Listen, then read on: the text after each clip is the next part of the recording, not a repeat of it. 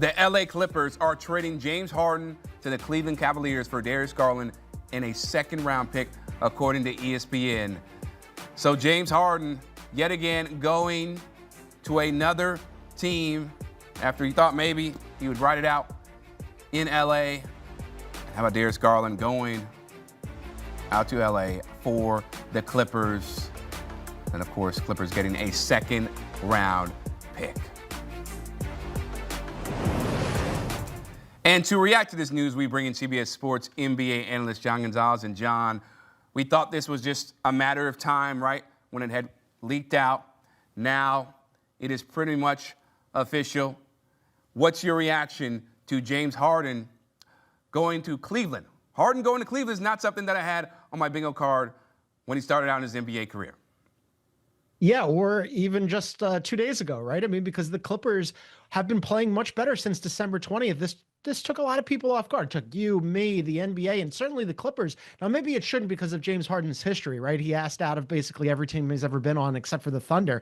It didn't go well in Houston. He wanted to go to Brooklyn. He goes to Brooklyn. It doesn't go well there. He wants to go to Philly. When he gets to Philly, he's reunited with one of his best buddies, Daryl Morey, until Daryl Morey's not his best buddy anymore, and he calls Daryl Morey a liar, and he forces his way to LA. And now all of a sudden, because he's got a player option next year for $42.3 million that he'd like to decline and get more money, he looks around and goes, well, even though the Clippers have had the best record in the NBA since mid-December, 17-5, not enough for me. What I want is a little bit more security. I want some more years. So let's get me to a team where I have a chance to win and that might also pay me. And that evidently is the Cleveland Cavaliers. What I wrote about today, Chris, and what I'm a little surprised about is with the history of James Harden, even though he remains a really good player, a top 25 player in the NBA, at some point, these teams that keep putting their hands up and going, yeah, I want in on the James Harden experience. Did you not see all the other stops that happened before this? But I guess the Cavs are saying that they'd rather have him than kind of hope that Darius Garland, who's been hurt for a while, is going to get healthy sooner than later. So on the topic of James Harden, it's,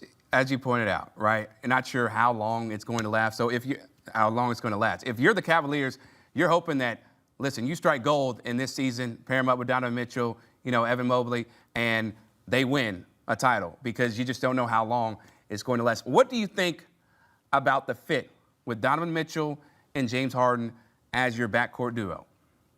I mean, they're scoring in bunches, right? I mean, Donovan Mitchell has talked about the fact that he could use some help in terms of, being on the ball, scoring the ball. There's been a lot of offensive firepower and a lot of shouldering the offensive load that Donovan Mitchell's been asked to do this season because of injuries up and down the roster, including and especially to Darius Garland, who's only played 26 games because of a toe injury. Evan Mobley, last year's Defensive Player of the Year, he's been in and out of the lineup.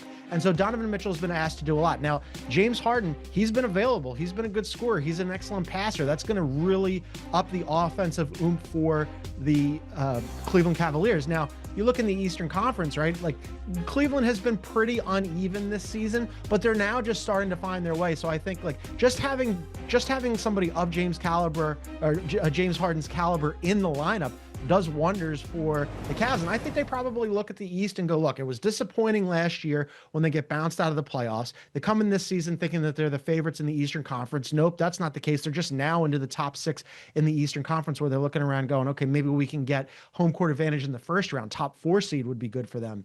So they think, okay, well, we're not going to wait around on Darius Garland, even though he's a decade younger than James Harden. We're going to bring in James Harden. And as you said, Chris, roll the dice on maybe trying to win something this year. Yeah, trying to win it this year. So obviously they want immediate results. And, James Harden, listen, he's made enough money for both of us combined and then some over his tenure, right? But what do you think about his contract situation and how this factors into the Cavaliers agreeing to this deal? Because, again, he's 36, man, and we know he's playing really good ball. But do you feel like this is going to end well for the Cavaliers?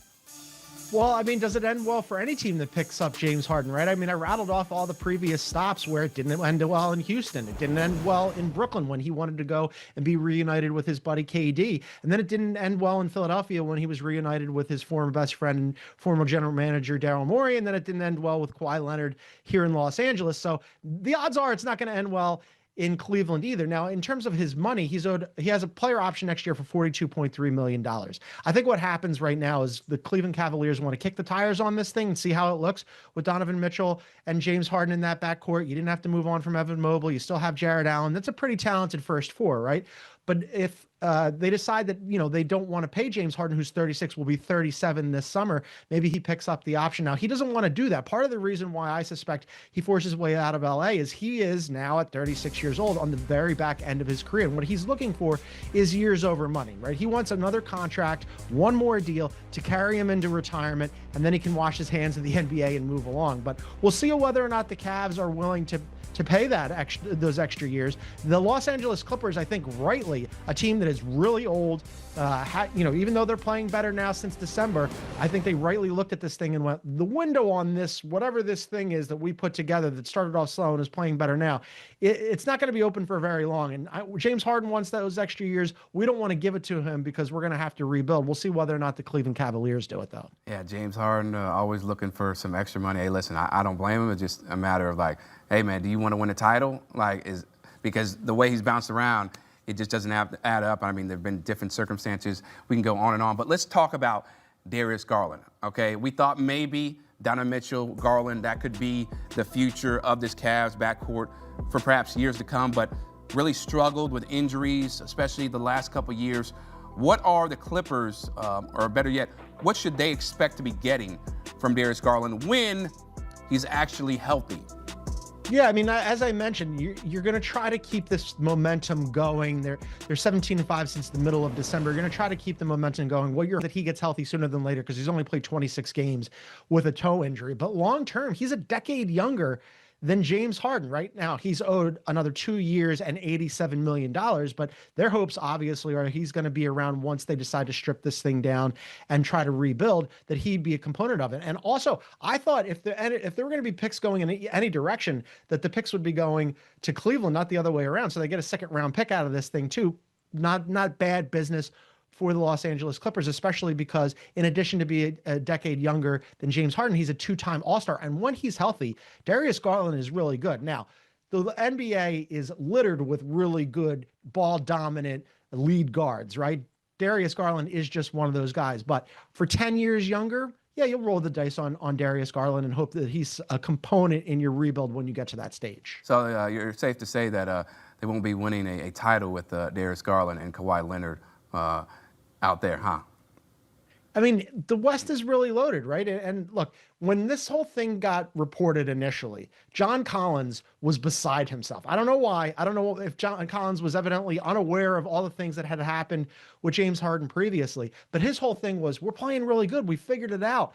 We have a chance now. Maybe they do, but there's so many teams that they have to climb over in order to really make a run in the Western Conference. And even if they just had James Harden and they kept that thing going, I mean, are they better than Oklahoma City, the Nuggets, the Rockets, the Wolves? I'm sure I'm forgetting a couple of teams here. I mean, we have to see what happens with the Warriors still. Maybe they go and get Giannis. So look, they're playing better basketball, but the chances of them winning a championship with Darius Garland or James Harden or anybody and Kawhi Leonard are slim in Los Angeles. Yeah, but the chances are better for James Harden to win a championship with the Cleveland Cavaliers, especially with the way the East is set up. We'll see if that does come to fruition. John Gonzalez always giving us the best and brightest insight right here on HQ. Appreciate you, man.